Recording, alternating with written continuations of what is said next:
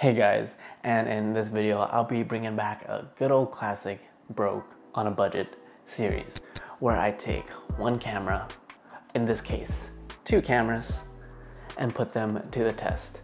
And I wanted to do this complete video showdown of the Nikon Z50, which I am filming on right now, in comparison to the notorious best vlogging camera ever, potentially. Check that video link in the description below. But I shall be talking about this guy right here and give you my honest opinions of whether or not both of these around the $1,000 price dollar budget range can actually be better for another one in terms of video capabilities. If you don't know who I am yet, my name is Peter from Broke Visionary Collective, where I help you become a better content creator. So stay tuned. Hey guys, if you don't know who I am yet, my name is Peter from Broke Visionary Collective, where I help you become a better content creator. And for this super simple broke on a budget episode is I'll be comparing the Sony ZV-1 with the Nikon Z50, specifically from a video editor's point of view. And we're not going to talk about photos. If you take away the best caveat, the best hybrid camera between both of these guys, for professional work or YouTube, I would definitely consider Z50, but let's get into the specs of this. The Z50 features a CMOS 20.9 megapixel sensor, whereas the Sony ZV-1 has only a 20 megapixel BSI CMOS sensor. So you're looking at 1 megapixel more. The ZV-50 is weather sealed, but on the other hand, the Sony ZV-1 shoots at HFR mode, knowingly as high frame rates, allowing to shoot in 240 frames, 480 frames, and 960 frames per second. Both do not have audio monitoring jacks, but they do have audio input jacks, so you can have an external microphone. The ZV-1 has both IBIS in terms of lens as well as in-body, whereas the Z50 only has lens VR as well as electronic VR. So if you're looking from a completely tech spec wise in terms of camera, you're looking on a piece of paper, the ZV, they both have Z's, I'm getting confused. If you look at these both on paper, the Nikon Z50 should be able to take the books in terms of 4K quality video as well as low light capabilities.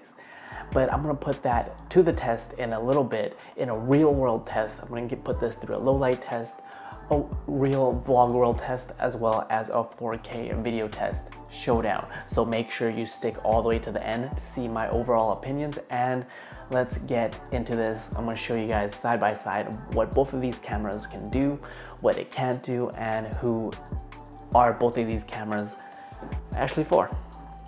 So from the overall ergonomics in terms of both these cameras, the ZV-1 has that standard D5200 DSLR type of flippy screen, right? It's great for taking selfies, for vlogging, whereas if you already know, the Z50 has that articulating screen that flips down, which is kind of strange. Maybe they're trying to be innovative, but one of the cons of that is because if you put that on a tripod, you're pretty much gone. You can't see yourself in the screen anymore. And we're gonna also be talking about autofocus capabilities. Before I go into these real world tests, I already know for a fact Sony has one of the best autofocus systems when you put this camera on fully auto. Even through my glasses, it has video eye detection, right? As you can see, there is a little square box and has eye detection while I'm filming a video. Whereas the Nikon Z50, yes, there is that mode to have eye detection, but that is primarily only for photos where you're able to switch focus between your eyes. But the big caveat of that is that when it comes to shooting on the Nikon Z50, autofocus is only with face detection. So if I have glasses on, it may have more of a harder time to have autofocus on my Nikon Z50, especially in the low light conditions. And having eye detection is so much more accurate than face detection, if you guys don't know, in terms of a video autofocus. So in terms of autofocus tests, the ZV-1 does get a point in that category. But enough yapping, let's actually film some stuff and let's see how both of these cameras do. So right now I am putting this Z50 on fully auto. Conditions right now, as you can see, really damn bright. And overall, one of the biggest downfalls, I guess, there's no built-in ND filter. But I want to see how this does in terms of eye detection, because I do have glasses on. So I want to see how that looks. Because the ZV-1 does have built-in an auto ND filter, so we'll all see how it will go. But enough yapping. Holding this handheld, and time for a vlog test.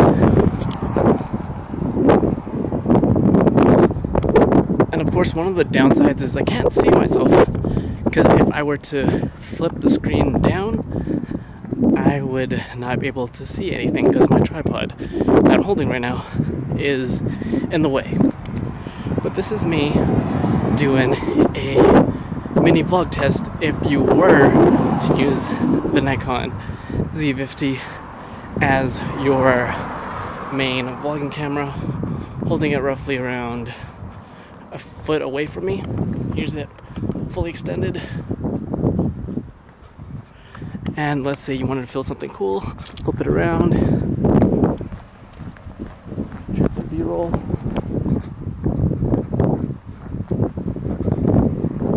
And that is my little vlog test with the lovely Z50.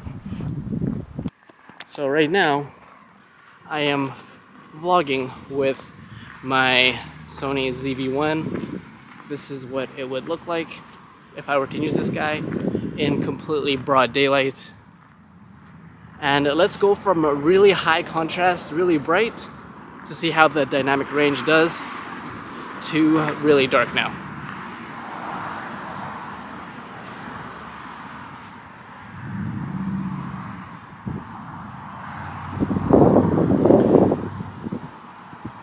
So one of the benefits of using the ZV-1 is there is eye autofocus, especially when it comes to video.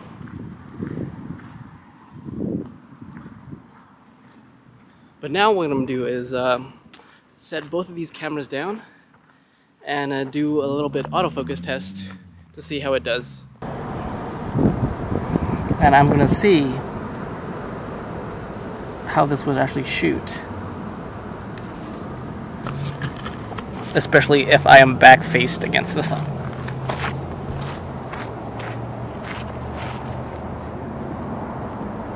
Both are on fully automatic focus. Everything is on auto exposure. So hopefully I am in focus.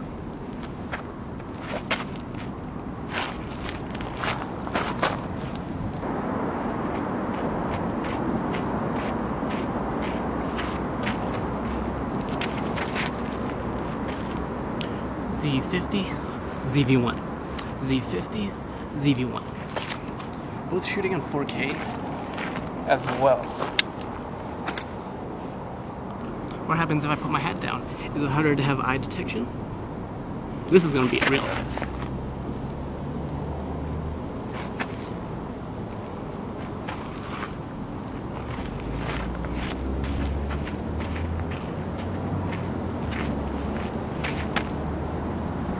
And now what I'm going to do is I'll be putting both these guys on 120 frames per second and some slow motion so you can see, guys can see the difference between the quality of these guys.